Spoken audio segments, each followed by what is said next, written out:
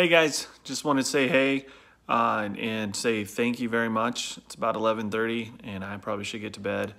Um, but it's been a productive night. It's been a productive week.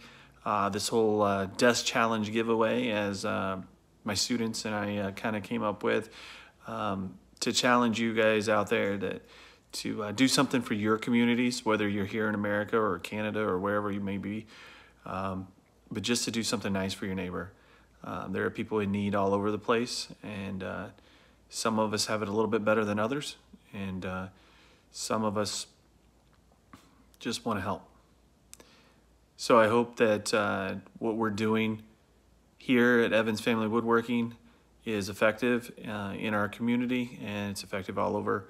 God has been blessing us left and right over the last few months, ever since the 1st of July, when he just pulled at my heartstrings to come back to him and to be the husband and the father that I needed to be. We've made 27 deaths so far since Saturday morning. I don't want to stop. I've been thinking about it nonstop. I'm dreaming about it. I'm working in my sleep. I'm tired, but I'm not exhausted. I'm sore, but I'm not dying. Lots of people have done cool things for us recently.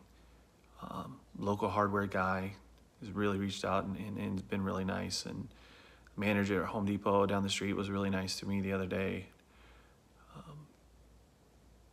Lots of people, a couple bucks here and a couple bucks there, and some people I don't even know with 50 bucks here and 100 bucks there. And this is day 5 since I asked on Facebook, and our local community group has about, I don't know, 7,000-8,000 people in it. This town has more than that. This town has a lot more than that, but about 10 times that. But people are pretty cool. We've raised a little bit of money and had to go shopping today. That was a whole new experience for me. If you're the praying type, say a prayer for me. I was trying to explain to the youth group kids that I saw tonight. I have worked with a youth group here in town for 15, 16 years now. And I got a chance to talk to a couple of the kids tonight, and I just said, hey, pray for me. And because I think that the more good we do, the bigger our God gets. But sometimes, I think the bigger the enemy seems to want to be. And I've noticed physically, I'm in a whole different place than I was 2 weeks ago. Need surgery on my elbow, and I just don't have time to stop. Got a growth that the surgeon found and needs to come out, and I just don't want to stop working. I'm not making this video to complain. It just got a weird growth on my foot that just kills me every time I'm sit down. But it's minor compared to the sacrifice God made for me and the sacrifice my wife makes to work her butt off with our 4 kids and for our family. And we've had a lot of God moments in our lives that I was just too stupid to pay attention to. We're blessed with the house that we have. We're blessed with the jobs that we have. We're blessed with a church that we've been a part of for 16 years now. But I just want to reach out to anyone listening and just say that don't give up. No matter how hard it is, don't give up. Your child is sick and you got a diagnosis that you didn't expect to hear, and don't quit. Don't give up. Give it to God. He's the God of the universe, creator of all. And I know that bad things happen, and I know that sometimes when we don't believe in God, we want to say that if there's a God, why does he let bad things happen? Well, you know what? It's a lost and fallen world. We've been screwing things up for a long time, and sometimes that's just life. You eat too much food, you get fat. It's not God's fault. Don't take care of yourself and you get sick, it's not God's fault. And sometimes, sadly, bad things happen. And we can't explain it.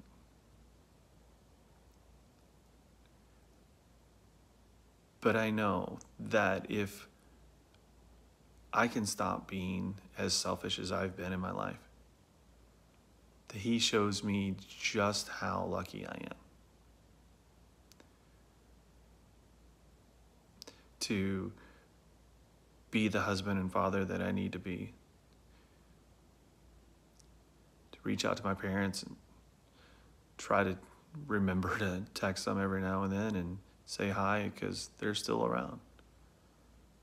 Hi, Mom. Hi, Dad. I love you guys.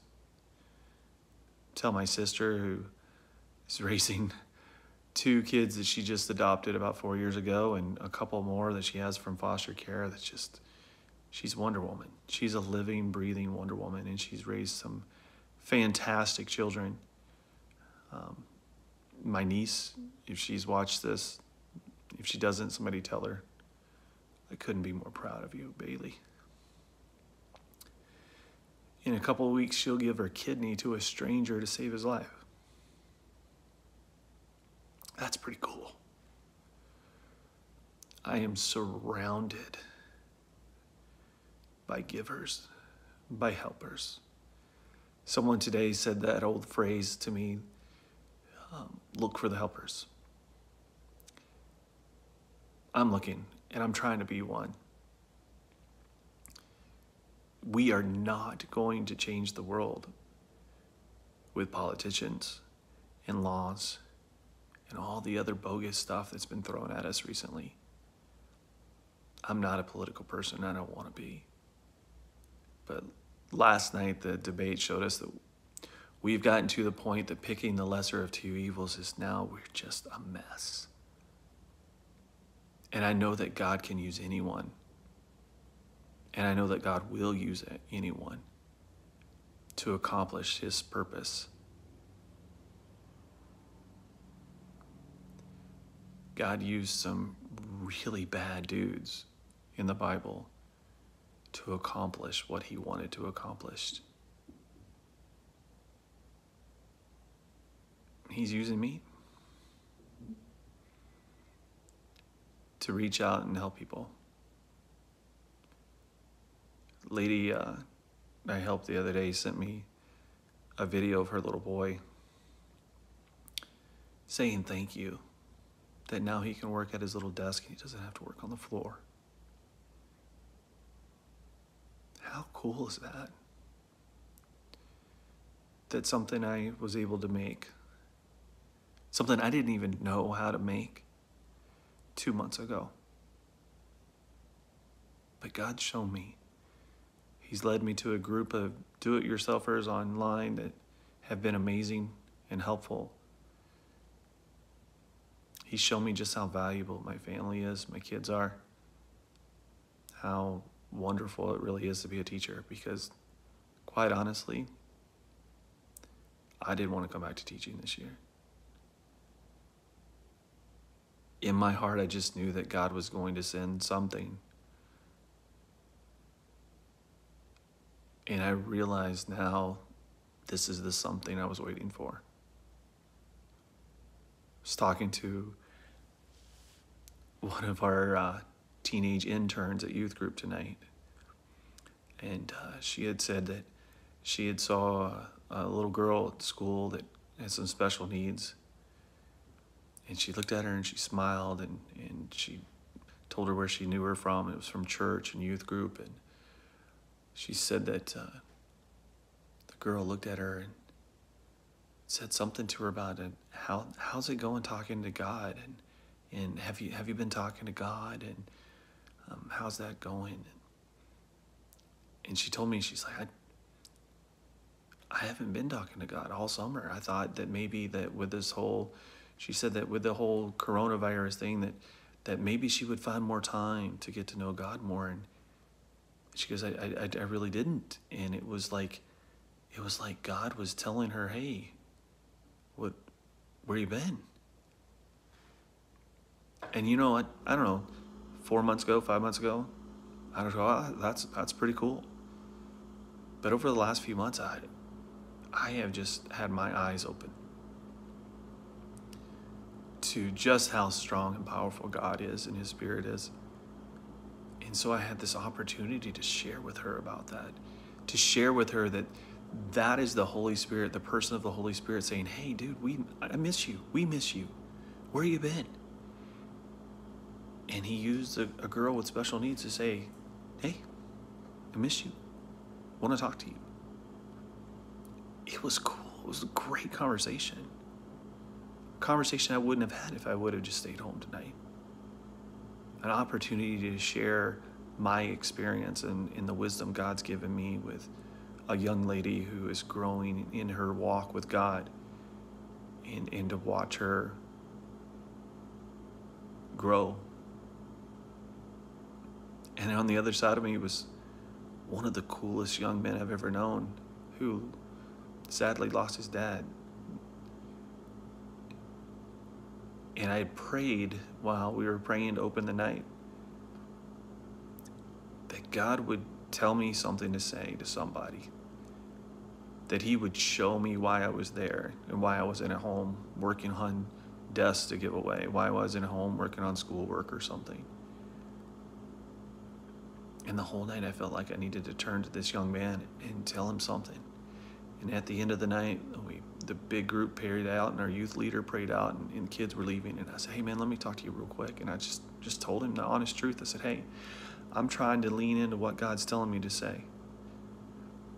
And this may sound silly and this may sound weird, but I just need to tell you something. And he's like, yeah, go ahead. And I said, your dad did his job. I'm raising 4 kids. I've got 3 girls and a boy. And my boy's 7th grade and he's our baby. And I'm trying with the girls. I'm not very good at it, but I'm trying. But I also know just how hard my dad tried with me to raise me to be a good man. And I'm trying my darndest to raise a good boy, a good young man. He's a pretty cool kid. But I looked at this young man, I said, your dad did his job. It's our job as men to raise men. And your dad raised a fine, fine young gentleman. You're going to do great things. If I'd have stayed home, wouldn't have those 2 conversations. If I'd have stayed home, I wouldn't have seen God in those 2 kids' faces. And they wouldn't have seen him in mine if I would have stayed home. What's God calling you to do? Is it go back to church? Is it to buy the neighbor dinner? Buy your wife flowers? Take your kids out to eat? Maybe just be a nice dad? Be a nice guy? Don't be a jerk. I don't know. But there's something. He's talking to all of us. We will change this world one person at a time. That's all I'm trying to do. Appreciate your time. Appreciate your support. God bless us all.